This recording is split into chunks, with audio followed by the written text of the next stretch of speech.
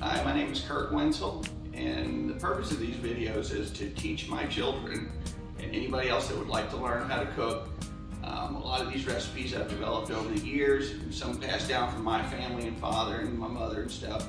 But what I'm trying to do is create a way for them to learn how to cook now that they've left the house. We're empty nesters and they need to learn how to cook as well. As they were teenagers, they didn't want to spend the time in the kitchen to learn, as most kids at that age want to go doing things with their friends and hang out with their friends and stuff. So at this point, they need to learn how to cook. And I'm wanting to make sure I pass down a lot of these recipes that they've enjoyed over the years to make sure they know how to do it for themselves. So today, what we're going to be making is a Biloxi favorite. It's called fried fish, red beans, and rice. We're going to start out by using basically what Southern people call the Holy Trinity. The Holy Trinity is generally equal parts of the onion, bell pepper, and celery.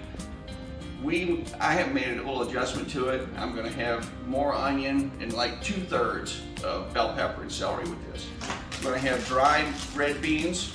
I'm going to have sausage. The best sausage I prefer with red beans and rice is considered Conecuh.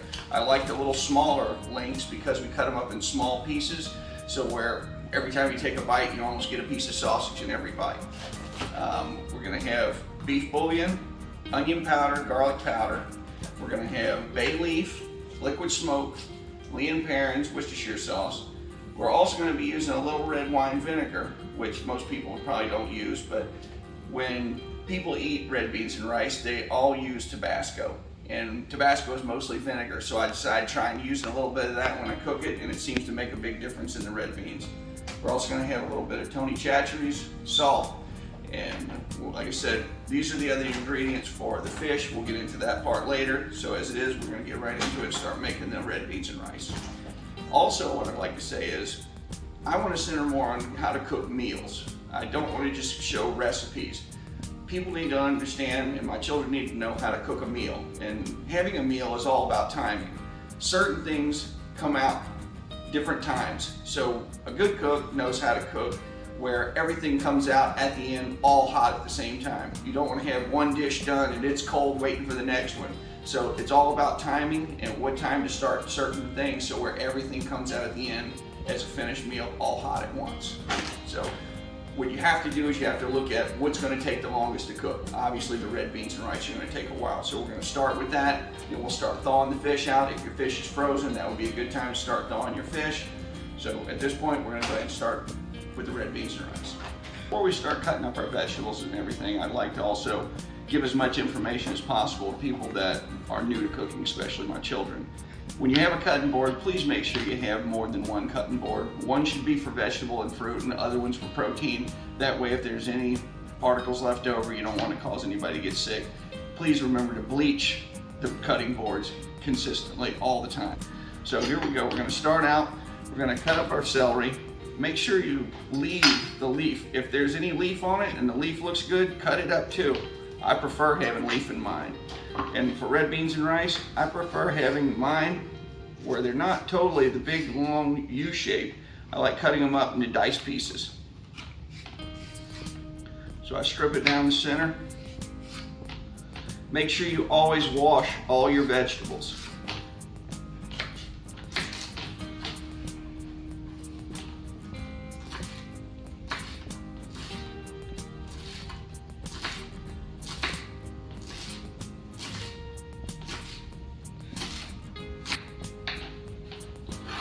Pull that off to the side.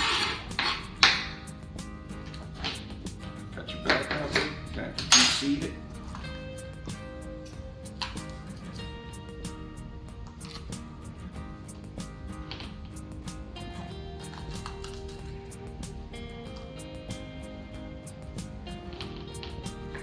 Cut strips.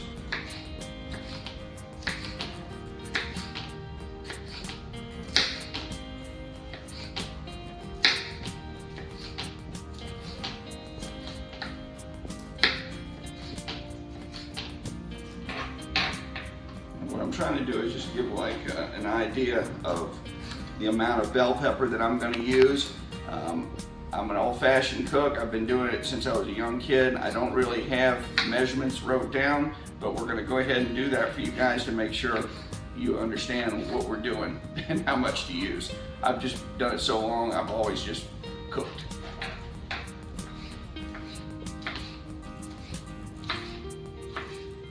And this doesn't have to be anything perfect. They're going in beans, they're gonna be cooked down. You're just basically trying to get it chopped up so where it can spread out through the dish while it's cooking.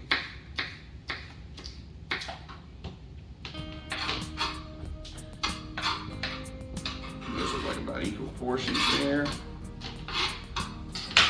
Onion. Split the onion in half. Cut both ends off.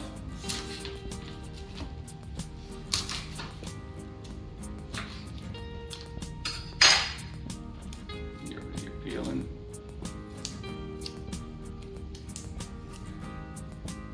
And it's okay to sacrifice an outside piece here or there, because basically the onions you don't wash, you cut the outside peeling off and you sacrifice part of it. That's a way to do it with onions.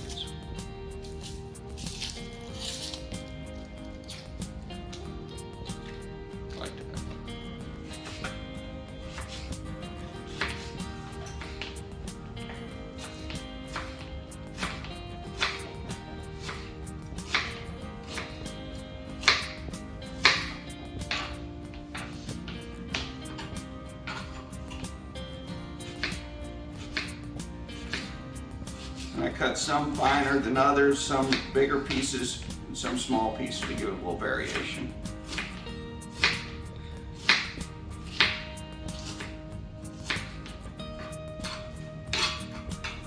All right. As you can see, what I'm trying to do is have a little more onion than the celery and the bell pepper. I prefer it that way. The Holy Trinity, again, is equal portions. So this is adjusted. Now, what you're going to do is take your dry beans and pour it in the pot. You're basically just going to cover it with water.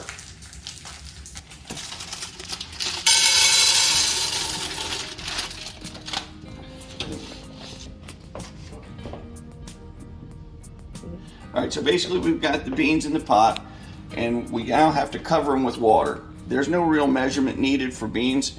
Beans are going to swell up, then they're going to shrink back down, and you're going to lose water from evaporation. So generally, no matter what you put in there, you'll probably end up having to add some water later. Right now, like I said, I basically capped the beans off with about an extra inch and a half of water to it. Now we're going to add all of our Holy Trinity in there.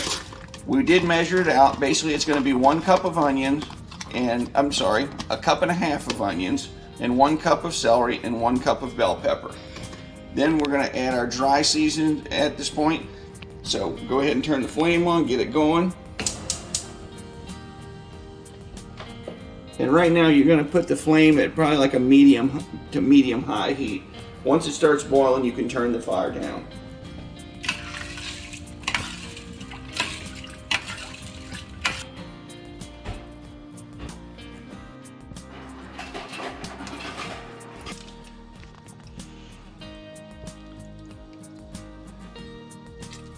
And do about 3/4 of a tablespoon of the Worcestershire.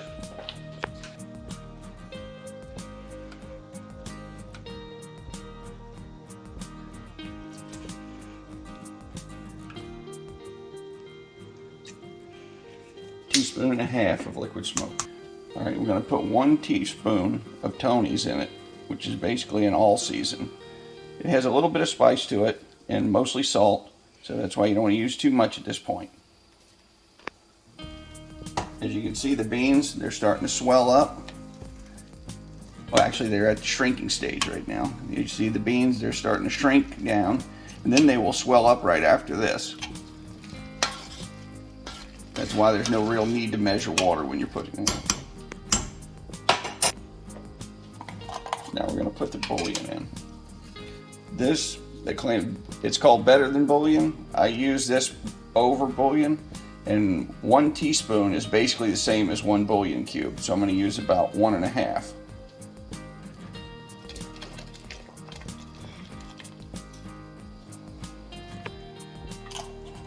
As for the bay leaf, I'm going to use 3 small pieces of bay leaf. Bay leaf is a very potent spice, so you don't want to use a whole bunch of it.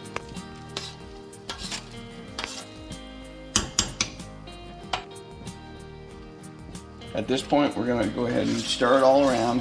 Then we're going to put the lid on it and reduce the heat to like a medium to low, and with the lid on it.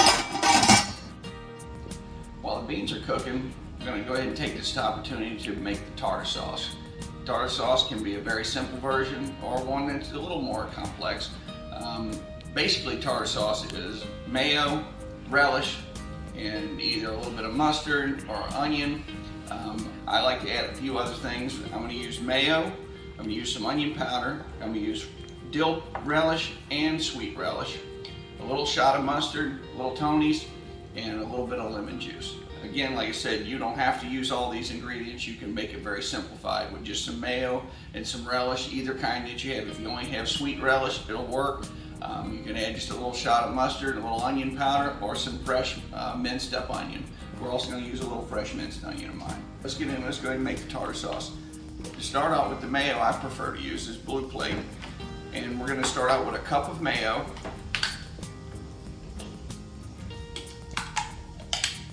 And again, I'm not usually used to making measurements for my food. I usually make it by memory. But we're going to go ahead and try to convert everything to measurements for y'all. Then we're going to take dill relish. This is a tablespoon. We're going to need at least 2 tablespoons. We're going to take sweet relish. Take a tablespoon of that and probably a half of one of it. I prefer using a little more dill over the sweet.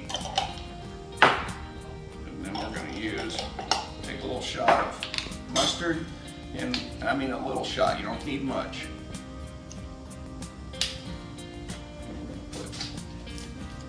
Lemon juice, and let's see what we're going to use. That's 1 tablespoon.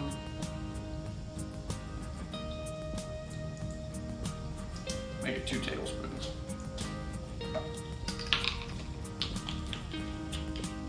And then we're going to put about a tablespoon of, 2 tablespoons raw, a little over 2 tablespoons of raw onion, and then about a half a tablespoon of my onion powder in it, which I've already done. And then I'm just going to mix it around.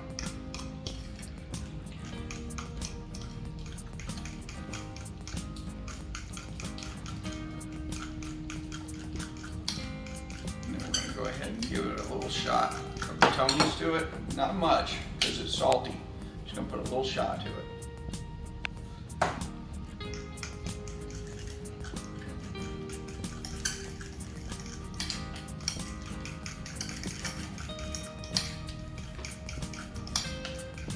That'll do it. What you're going to do is put this in the fridge and let the flavors melt in it while the beans are continuing to cook.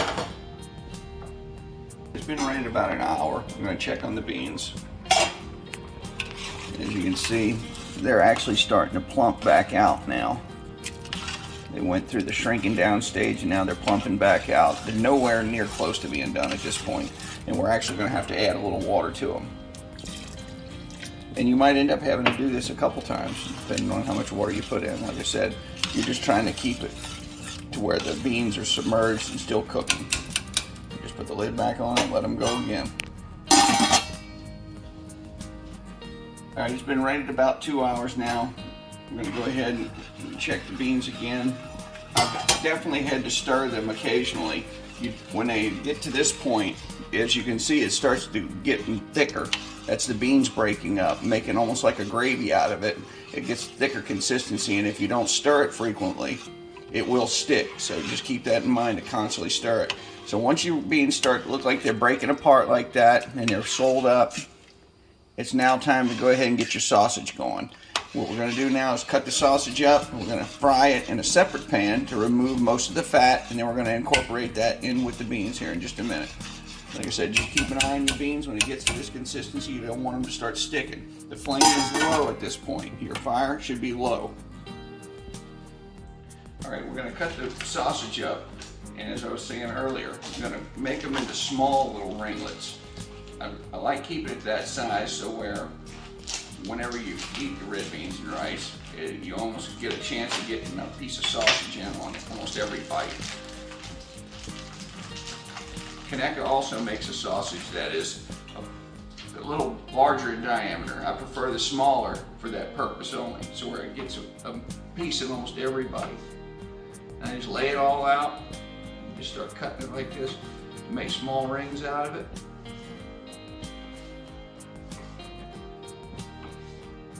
I mean, of course, if you prefer bigger chunks or whole piece of sausage in it, by all means, do whatever is best for you. These recipes are basically just guidelines to start from. If you want to expound from them and change things up, you're more than welcome to do that. You're going to learn a lot more about cooking by trial and error.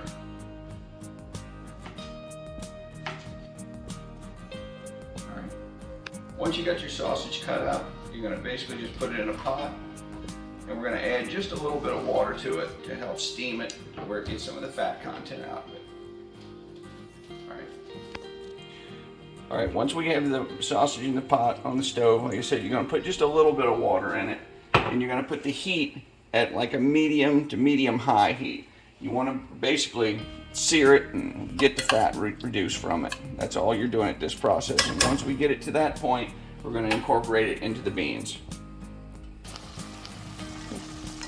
Now that we have the sausage cooked down, you can see most of the fat is cooked out of it.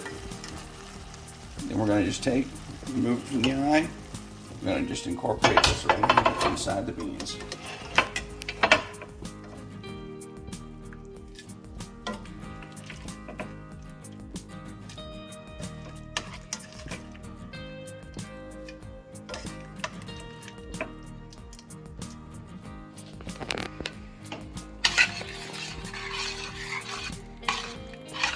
And what we're looking for is to test the consistency of how you can see the sausage through the beans. And like right now, most people would think that that would be okay. Some people like thicker beans. Me, I like my beans a little thinner than this. And they're still gonna cook and get thicker as time goes on, because now we're about ready to start the rice. And then once the rice is done, this will have time for the flavors to all melt with this, and everything will come out right. And we're going to start cooking our fried fish, so everything comes out at the same time. So the rice we're going to use is parboiled rice. I prefer it because once it's cooked, it stays separated nicely too. And what we're going to do is basically make 3 cups of rice, or 2.5 cups, depends on how many people you're feeding.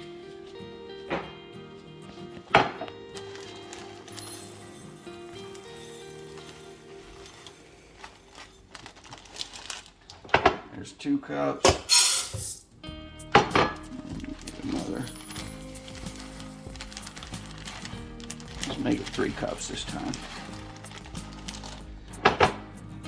And then you're going to put 3 cups of water. Whatever portions of rice that you use, you're going to use equal portions of water and just a little bit of shake of some salt in it.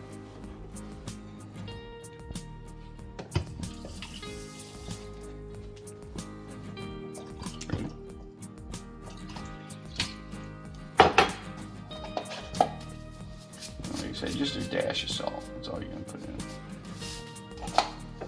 And then with the rice cooker, it makes it super simple. You just plug it in and set it for white rice and let it go. And then basically 20 minutes or so, it'll be completely done. All right, now we're at the part of getting our fish prepped, ready to cook. Make sure you always wash your fish and then dry it. If you don't dry it, it's going to cause little hard particles that's going to be on the corn flour that we use to batter it with. What I like to do, instead of cooking my fish in whole pieces, I use a very light batter on mine. So what I do is I cut it up into little strips, and it seems to go better too for people. I prefer having a little more breading around the fish as I'm eating it. opposed because my breading is so light. So that's why I cut my fish up into little strips. Plus it works better for fingers, handling it with your fingers, and eating it with the tartar sauce and everything. So basically I'm just going to cut up all my fish and get it ready for breading.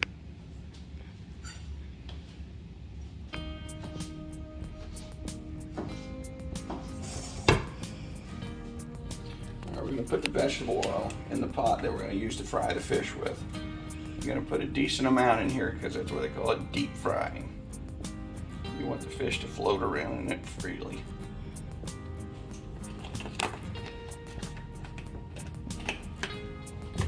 Turn your fire on. You're going to put it on a medium high heat to get it good and stoked up. Do not ever leave grease or oil cooking unattended, especially if you're using gas. It will ignite, and for God's sakes, don't ever use a fire extinguisher. Put a lid on it. Don't throw water in it. That would be the worst thing. If you got a dry towel, throw a dry towel over it. Or put a lid on it's the best thing. You don't throw water in grease burning. It will explode on you and it will ruin your life. All right, we're going to start out with the breading part of it now. Basically, I prefer a corn flour breading instead of a cornmeal breading. If you look on the package that you're going to use and you look at the ingredients, if the first ingredient says corn flour, to me that's my preferred usage. Both of these brands use it. If you prefer just a salt and pepper instead of a seasoned flavor, because both of these are seasoned, I sometimes, especially like with fried oysters, I prefer just salt and pepper only. Zatarain's makes one that just says corn flour, and it doesn't have lemon flavor or anything, and it's just plain corn flour. That's what I use when I'm frying oysters. So to make it easy, I just put all my breading right here in a Ziploc bag.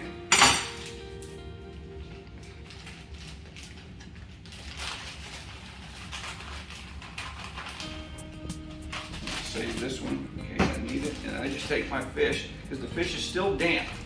Just throw it right in here. Like I said, it might seem like you need egg wash and all that, and if you prefer a batter that is a little thicker on it, like say on shrimp or something like that, you take the fish from this stage, throw it in the flour, in the egg wash. That's when you do the egg wash, you thin it down, and another video will go to doing that. But you go from the dry flour to the egg wash and back into the flour to do it. But as you can see, this is just a very simple batter, and it's very light, and that's why I cut my fish up into small pieces. It might not seem like much is on there, but you'll see when it's over, it's more than adequate.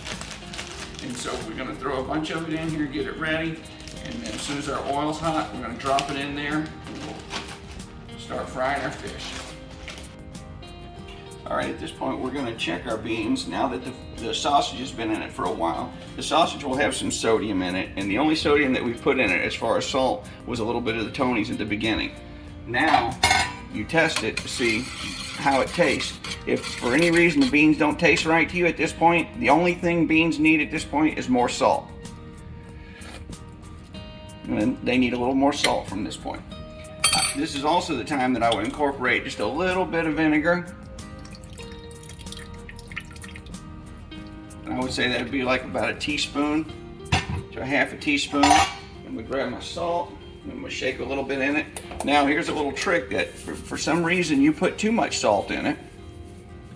You can always cut up a potato, like a fresh, like whole potato, cut it up and dice it into big chunks. You don't want to put it in a bunch of little chunks and it'd be hard to pull out of here. But cut it like in half to where it can get to the inside, and it will suck the sodium right out of the beans if you accidentally put too much salt in it. Once you put your salt, you're going to have to let it sit for a little while for the salt to dissolve to get the full effect on it before you go adding more in it.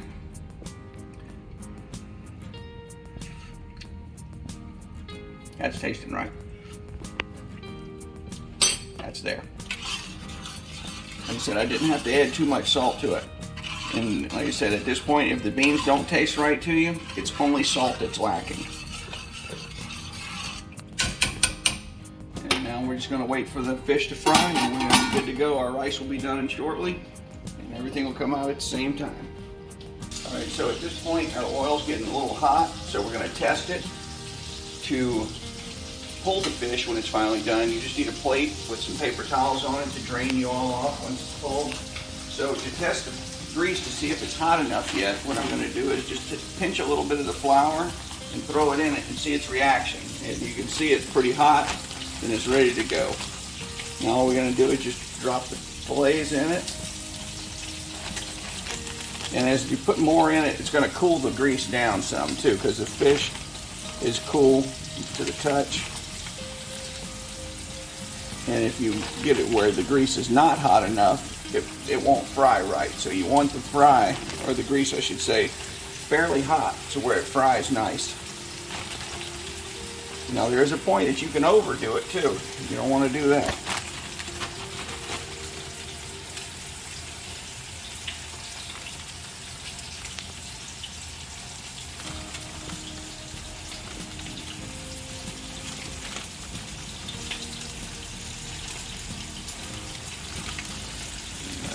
Put any more in at this point. We're going to let this cook and see how it's going. Right, now that the fish is done, we're going to go ahead and start pulling it. This is what it should look like when it's completed. It should have a golden brown color to it. And then we're going to plate it up along with some red beans and rice and tartar sauce and show you what it's all about. Alright, the rice is now done. Throw you a dollop of rice in your bowl. Beans.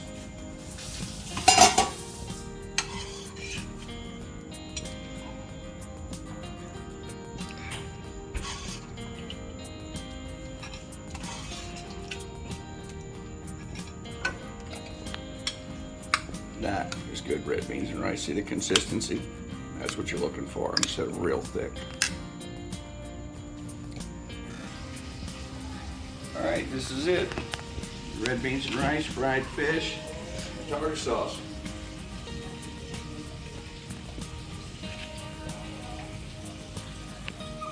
Hope you enjoyed our show today. Hope you enjoyed the food. If you have any questions or comments or any input, feel free to leave a comment down below. Please subscribe and give us a like.